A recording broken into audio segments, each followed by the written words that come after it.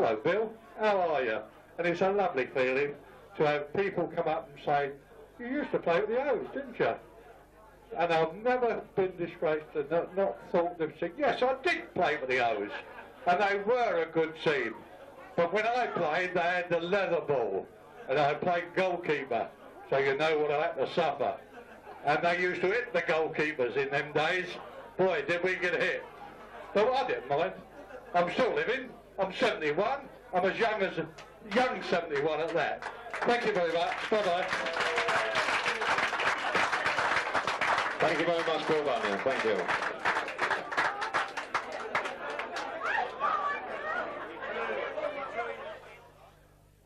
When he scored a goal, you've seen the Brazilians do it, haven't you? And you thought it was something new. And you saw the West Ham player, Frank Lampard, used to do it. And you thought that was new, didn't you? But we've got a man tonight who comes all the way from the Midlands. He was with us many years ago, and whenever he scored a goal, he used to make for the corner flag and run round it. Do you remember? Mr. Eddie Brown, all the way from Preston tonight. Nice big hand. One of the characters. Please let the bar quiet. Thank you.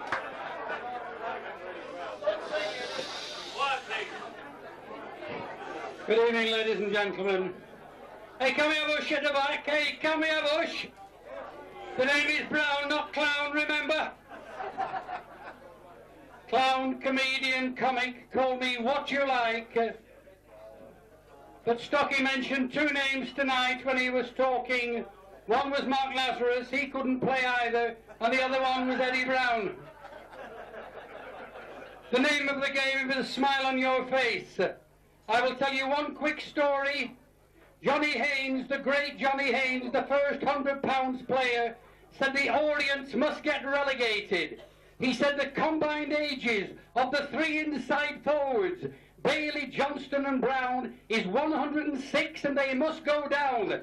The man was a bloody liar, he was 112 and we stayed up.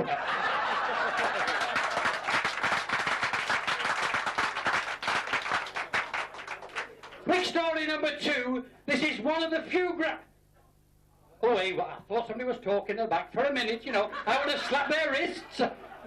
I'm not here today, I'm gone tomorrow. I'm only preaching at St. James's Church in the morning. Oh well, here we go.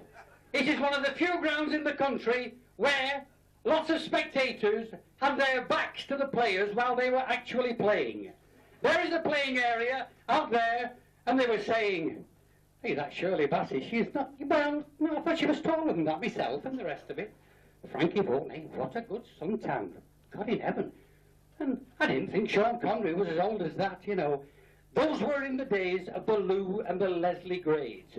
There was more interest in the stands than on the pitch. Unbelievable! And what good liars they were. They were in the dressing room after the game, and they came in, they said, darling, you were magnificent. And we lost 4-1. Unbelievable!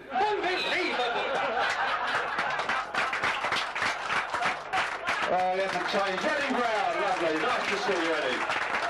One of the characters. And I saw him score, what was it? He scored 3 against Huddersfield of the good. Who made his mark. Can I please, at the bar, you know, this happens every 10, 15 years we have a reunion, and we want everybody to hear what the players have got to say. Memories of the Orient supporters.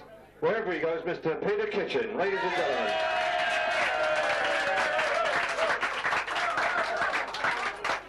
I promise you I'm not going to sing. I think it's very difficult. It's very difficult to follow Eddie Brown. I think he's absolutely brilliant. Being a fellow from South Yorkshire, when I actually wanted to leave Doncaster and I wanted to get on in football, I used to say I don't mind where I go, but I don't want to go down to London. I think I was a little bit frightened and a bit worried about what I'd heard about life in the smoke. And as it happens, a fellow called George Petty phoned me up and said I've agreed terms, and I came down and met him, signed for the club. And I think, had it have not been Leyton Orient, I don't think I would have ever settled in the south. But the friendliness and the way that the supporters and everybody involved in the club have sort of helped me when I came down. I think it's always the first result I ever look for on a Saturday, and I love my 2 spells here, and I've got a lot of affection for the club, and I wish them every success in the future, and thank you very much for the time I had here. Thank you very much indeed. A score of many, many fine goals. Peter Kitchen.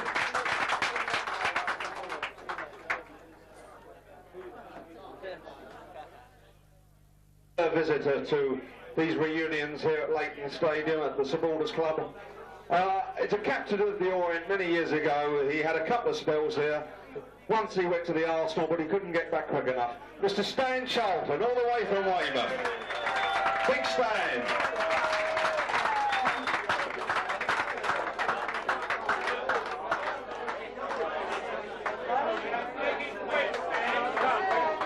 Lovely. Went to the Arsenal with Nick Rose, but he couldn't get back quick enough. Right, Stan? Good lad. I was just enjoying myself at the bar, that's all I was doing. I listened to that fella Eddie Brown. Who can follow him? You can't come up here and follow somebody like Eddie Brown. Eddie Brown, we played at Bristol Rovers one day, and we're there, and we've gone out and we've had a look at the pitch, we've gone out, tested it for studs. Not Eddie Brown, no. He's looking for what he can get up to, you know. And they've got flower beds behind the goal. Gladiolus growing beautifully. He said to me, he said, Stan, he said, I'm going to score today. It's the last thing I ever do. He said, because once I've hit that ball in the back of the net, carry on running round the back of the goal, gladioli out the ground, back to the referee, thank you very much. He did. He did exactly that, and the referee was stood like a right prat in the middle of the pitch with gladioli in the ground. That was what football was about in those days. We used to enjoy it. We used to go up there to enjoy the game, you know. That's a true story. I wouldn't like to tell you some stories about the rest of them, you know. I mean, I could tell you these, you know, I mean, in actual fact, in this audience here in Ford, ex-player, one of the best joke tellers there is, Mark Lazarus, standing in the corner over there, used to have us in fits. And that was 2 o'clock in the morning before a game. And, I mean, we enjoyed it. We enjoyed it. I mean, we've got a couple sitting here. Les Blizzard. Now, I'm going... You know, I mean, what a super lad. You know, and Corky McKnight. Oh, you know, the wives used to forgive them. I won't tell them what they used to get up to because they'd probably get a divorce. You know, I mean, this Vera Bishop over there, Sid and I, we played at Preston the week before. We played at Preston, and we got home. We got back. We both lived next door to each other in Woodford Green. We got back there. 11:30 on a Saturday night. Lovely. Then the following week, we played at home. We got home at 1 o'clock in the morning. She said, I can't understand it. How can you take so long to get home from Leyton when you get home from Preston in that time? I mean, that's how it used to go. I won't say any more. I won't spoil your evening. You can carry on chatting amongst yourselves because I'm enjoying myself something tremendously. And I'd like to say now, from the bottom of my heart, the Orient, fantastic club, loved it all my life.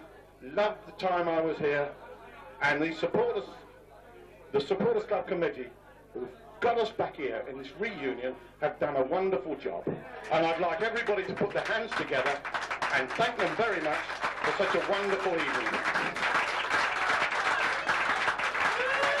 It never was a rich club, but it always had a big heart. Thank you, Stan Charlton. Lovely man, lovely man.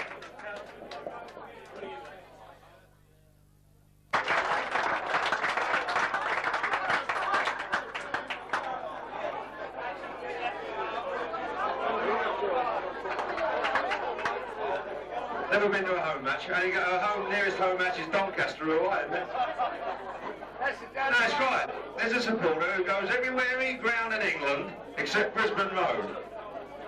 I think you deserve to be in the director's box one day, Bill, honestly, as a gesture to you. Marvellous.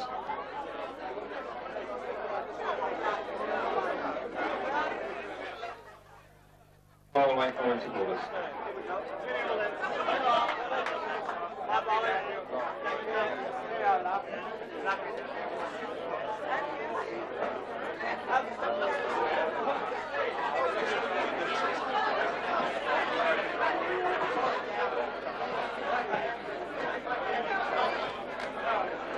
Thanks a lot, Simon. Right, please. Right. I appreciate everyone's having a really good time tonight, and everyone's really enjoying. But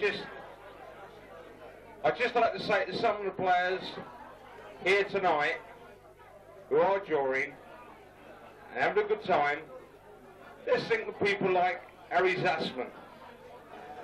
Yeah, people that we haven't mentioned tonight. The club is about supporters, the club is about players. But I want to say that the supporters will always be here. Hopefully the players will always come back and join us. Hopefully some of the directors will. But people like Harry Zassman won't.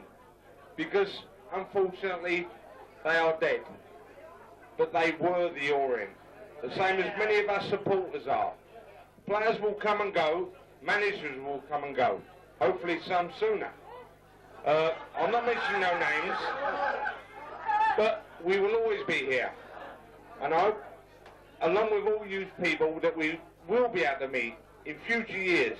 We will be able to talk about the great games, the bad games, the good times, the bad times.